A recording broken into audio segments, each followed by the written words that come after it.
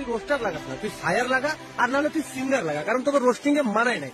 Roasting এর যে বুদ্ধিটা আর যে অ্যাটিটিউডটা দরকার সেটা তোর মধ্যে 1%ও নাই। মনে পড়ে তো আজ থেকে 3-4 বছর আগে যখন তোকে কিছু কিছু পুরুলিয়ার ইউটিউবার গুলা বা বাইরের পিকপকার গুলা ভয় কাটতে ছিল না, তখন তুই দৌড়ে দৌড়ে কাকা বাঁচাও কাকা বাঁচাও কাকা বাঁচাও করে আসতেছিলিস। খেয়াল আছে?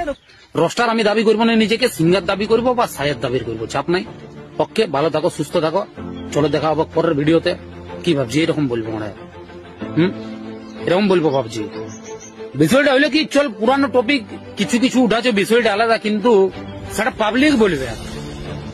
আমি মুখে জবানে কিছু বলবো না, যে কাকা ভকিয়াতে ছিল আর কার পাট কলটা নিয়ে আর গুড়গুড়িয়াতে ছিল, যে কাকা আমাকে বাঁচা, বড় ভাই আমাকে বাঁচা, অমুক বাঁচা, ও খাঁচা, ওই সব কোনো বিষয় বলি না।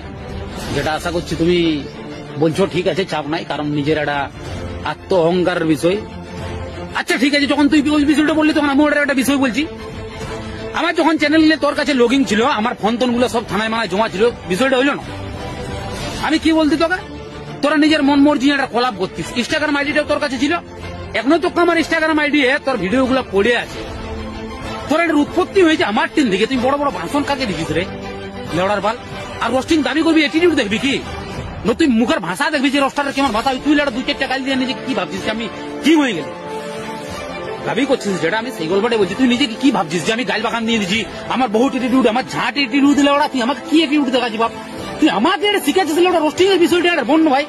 হ্যাঁ, এটা কেমন বিষয়ের গল্প, ঝাঁটটা কেন নাই করো বাবা? তুই তোর আমার রিলেশন তুই আর আমি জানি না, তুই আমাকে যদি শিখাই রোস্টিং এর বিষয়ে কি বলবো তোকে বল?